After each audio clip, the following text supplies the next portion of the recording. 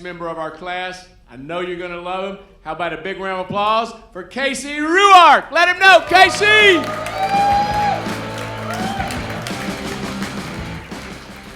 How y'all doing tonight, Sarasota? Good. My name is Casey Ruark. Yeah, I got that name. I can't stand that name. Could have had a cool name like Titan. No, Casey Ruark. And I think I just give off a vibe to people because nobody ever calls me by that name. You know, my wife calls me Babe.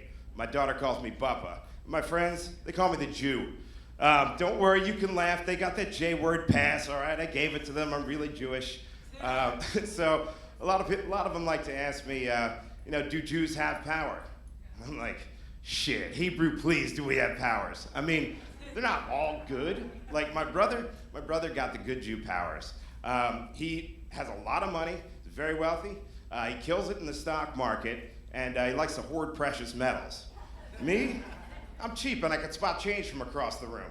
Now, I dove under a car for a nickel before. I'm not ashamed. A lot of my friends know this, so what they'll do is throw a bunch of change on the ground and then call me in to talk to them about something important. And it's like, I can't make eye contact with you when there's 37 cents on the ground right now, Oscar. Yeah, it's just ridiculous. So, like I said, I've been called a lot of things other than my name, but one thing I've never been called is normal. Usually after about 5 minutes of talking to somebody, they're like, this guy's definitely been in a psych ward. And they're really not that bad. I mean, there's crazy hot girls there. There's fights that break out. Nobody expects anything of you. You get to eat ice cream all day. They give you the little wooden spoon because you can't have silverware. But, there's trade-offs. I mean, what are you going to do? Like, a psych ward is kind of like an HR department's worst nightmare. Because if they look in there and they're like, there's not enough black people in here. Too many whites. I mean, that just sounds racist as hell. It makes it sound like maybe they shouldn't be doing it at all. I don't know. So I've been coming around here for the last couple weekends, and every time a comedian gets on stage and asks for a show of hands, I notice nobody really likes to raise their hands. And I get it. I mean, it's kind of, they're always asking uncomfortable questions. So I'm going to ask a question, and I'd like to see some hands. Who out here has smoked crack before?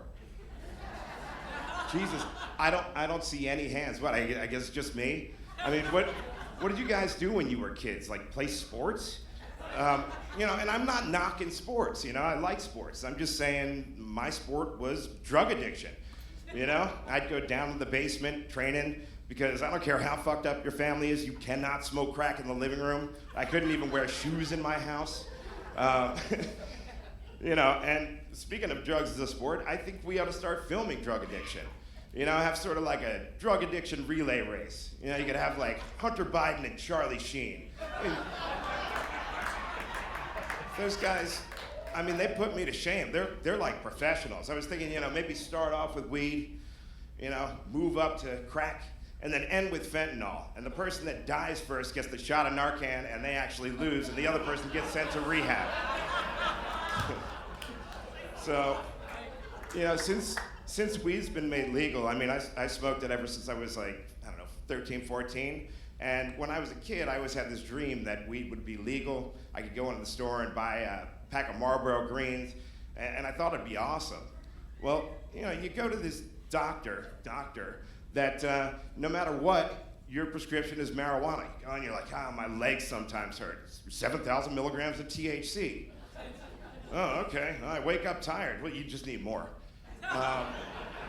And then you got to go to this dispensary, and they've got masks on, and they're selling you drugs while telling you to be well. I don't know, maybe it's just me, but I miss the danger of it. I want my drug dealers to have gold teeth and a gun. Come up to the car. If the chance of getting robbed is there, it's always way more exciting, So, I just do the same drugs that everybody else does these days. I'm off the rock. And one of my hobbies is pissing off my 11-year-old daughter. Guys, a little tip for you. If you really want to piss off a little kid, just start talking shit about Taylor Swift. I mean, it works every time. And I've taught her to be somewhat resilient, So initially I told her She came out and she got all excited that she was dating this guy, some football guy, Travis Kelce. And I said, well, she's only dating him so she could break up with him and make a new album. What else inspires her to write songs? She went in, she was furious. She came back out a couple minutes later and looks at me and she goes, Bubba, you listen to rap. What can you say to that? That's it. That's all I got, guys. Thank you.